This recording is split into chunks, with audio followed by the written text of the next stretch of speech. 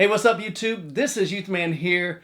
Over the past few weeks, if you've been following this channel, we've been reviewing and demoing and comparing the Klipsch RF-7 3s to the RF-7 2s as well as the RF-7 1s in a 2-channel audio setup. So today I've moved them into my home theater so we can begin to do some testing and comparison to find out how well do the RF-7 3s sound for home theater. So over the next several videos, we'll be using some different tools that'll help us determine how well these speakers do. A couple of those tools are some demo discs. Just this past week, this came in the mail, the Dolby Atmos test disc. So this has all kinds of trailers, music, as well as movie clips on here. A big shout out to the guys over at the Klipsch Fanatics Facebook group. Caleb and Tim hooked me up with this Dolby Atmos disc, and so we'll be using this over the next several weeks to find out how well the RF-7 3s do in a home theater setup. Now keep in mind, in this setup, it's not quite ideal because I do have the custom cabinet behind me. So the placement isn't kind of typical of what you'd have in your theater or in your room. Because in reality, if I were to put the RF-7 3s up here, it's going to put the tweeter way, way, way too high. And so that'll be shooting up above our head. So we really don't want to do that. And so I figured the best place to test these are just going to be right here out in the open on the floor. Now one other thing is I don't have the Klipsch RC64 version 3. And so the Klipsch RC64 version 3 is the matching center for these, but I do not have that. So we're going to be running these either in a 2-channel stereo. I'll probably leave the 4 surrounds going as well as the 4 subwoofers that are behind the screen, but I will not be using it with a dedicated center channel. I may try to throw this LaScalas center as the center channel. I just don't know how well that's going to match up because I'd have to rerun Odyssey because they're definitely got some major tonal differences between the Klipsch Reference Series and the Heritage Series. All right, so the first thing we need to do is get these speakers hooked up. So we're going to slide these out of the way.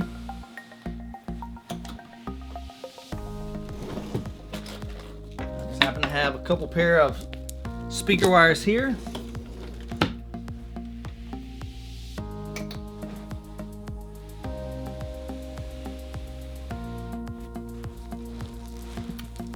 Now one thing you'll notice that I use on just about all of my speaker wires are banana plugs. I love banana plugs for things just like this. Makes it really easy to connect speakers and swap out cables, especially when you're doing any kind of comparison. And as you've seen through my videos over the years, I love trying different scenarios and different speaker combinations.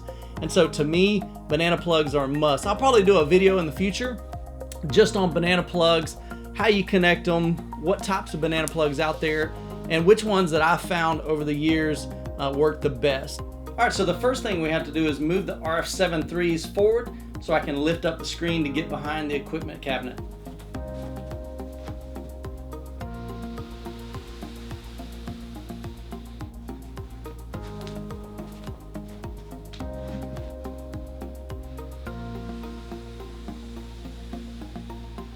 I'm also going to turn some lights on behind the screen using the Harmony 1 remote.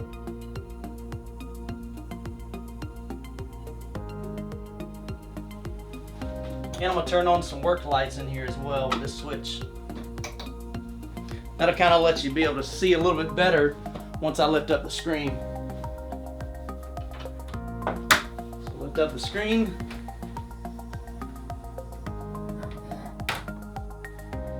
Alright, we'll open up the cabinet here. This bottom cabinet was really important to me because I wanted to be able to easily get behind the equipment. And so these rails down here will support up to 500 pounds. So I can add amplifiers and everything that I want and not have to worry about the rails bending. Now with the cabinet slid out, it makes it really easy to climb in here to be able to gain access behind all of the audio equipment. Okay, so we're going to remove our front left channel. And we're going to plug in our new speaker wire. That's going to be going to the RF-7 3s. And then over here, our right channel. We'll plug in that there. Okay, now we're just going to route the speaker wire through the cabinet. So we'll toss this over there. Take this other one, put it back here. Okay, now we can climb out and get it connected back out here.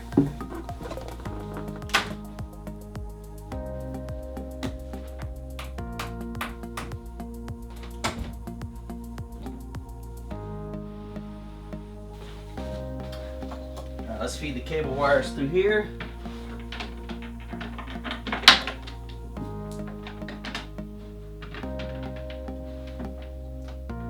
That way we can set that up like that.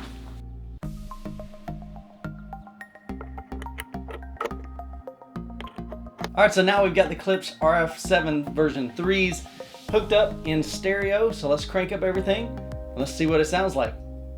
Okay, so let's go ahead and get the Zoom H4n Pro out of the box. Let's see what we got here.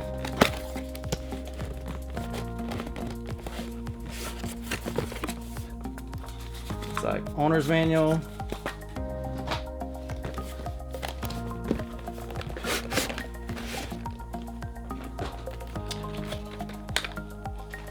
Got the H4n Pro.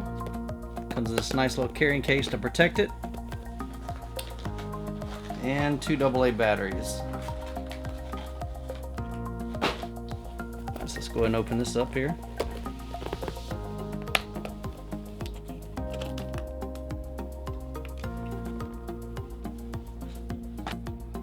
Alright, so let's go ahead and put the batteries in this. So we flip it over, slide this out to the side.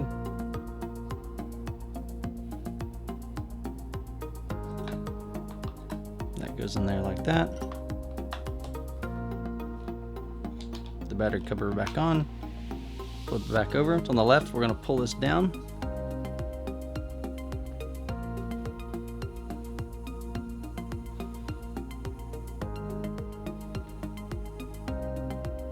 Wow, that booted up like a lot faster than the H4n that I borrowed. Okay, we're going to put an SD card. It's right over here. There's this little door. We open it up. Slide the SD card in there, close the little door.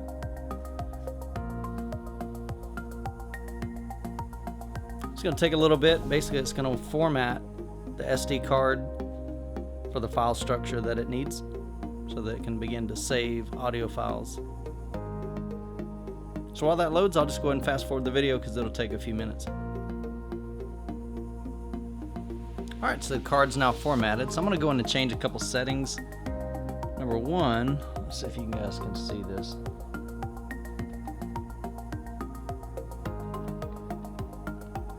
Hopefully you can see that. We're going to go in here to the settings, use this wheel over here, and I'm going to come down, I'm going to set it to wave. I'm going to do 96 kilohertz 24-bit. That's basically Blu-ray quality. And that's it. We're going to set it to the internal microphone, which basically there's 2 microphones up here that record in stereo.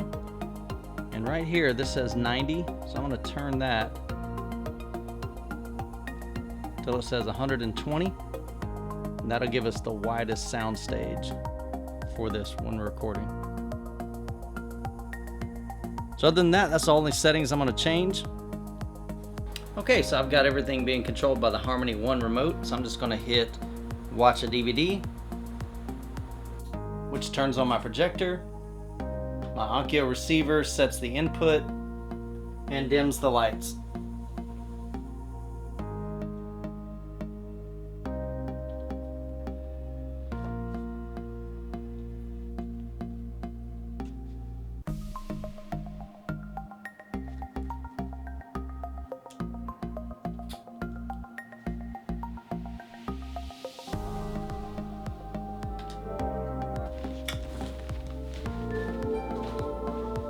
Okay, before we get started, I've got to change some settings in the Onkyo. First thing we want to do is come down to speaker setup, go down to speaker configuration, leave 2 subwoofers on. I've got the front set at 70 Hertz. I want to take the center channel, see if I can turn it off. Will it let me? Okay, so we'll set the center channel to none. Leave our surrounds on. And we've got surround backs on. Everything else is good. So the next thing I need to do is I need to level match my speakers. Now what happens is when I ran Odyssey with my 3 Klipsch LaScalas, the LaScalas are extremely efficient, which means it doesn't take much power to get them to a certain volume. In the receiver, Odyssey has turned down the speaker levels for the front 3 speakers. They will be a lot lower volume than my surrounds right now. So what I'm going to do is I'm going to pull out my SPL meter. I'm going to turn the lights up a little bit. Now I've got my Radio Shack SPL meter. Basically an SPL meter measures the volume or the loudness of a sound in your room, and so in this case we'll be pointing it at each speaker, making sure each speaker with the test tones measures the same dB level on the SPL meter.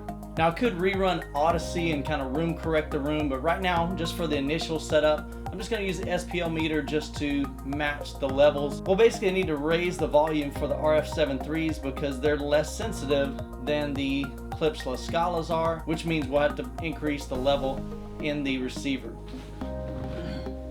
So right now I'm sitting in the primary listening position, and I've got the SPL meter, and I'm going to change the setting on the SPL meter down to 80. I'm going to set it to C weighting and slow response.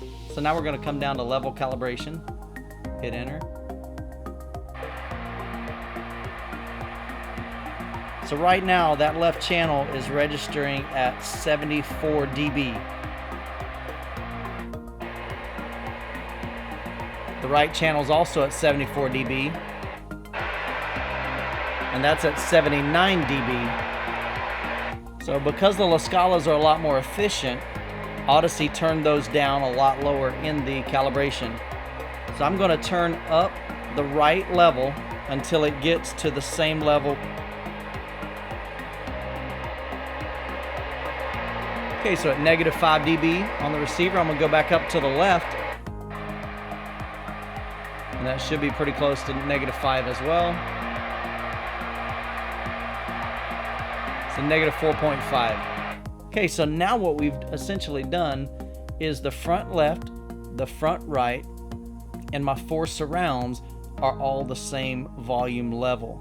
And that's really important when you're setting up your home theater, and maybe in the future I'll do a video on how to set up a home theater and some tips and tricks that I've learned over the years. Alright guys, well that's going to wrap up this video. Hope you enjoyed it. This is a first look at the Klipsch RF-7 threes for home theater. And so over the next several days, I'm going to be tweaking some things. I want to rerun Odyssey so that it calibrates these speakers correctly, check my levels with my SPL meter. And I realize this isn't ideal because I don't have a dedicated center channel to run in between the RF-7 threes. Typically you don't have your center channel content going out to your main speakers, but that's what I've got to work with right now. I just still don't think it'd be a great fit for the LaScala center channel, but I may try that just to see how that works. Well, if you like this video, give it a thumbs up. If you're new to the channel, hit that subscribe button. I'll be making more videos on the RF-7 threes in the home theater, so make sure you hit that bell notification so that you'll be notified when the next video drops. Well guys, as always, be blessed, and I'll catch you in the next video.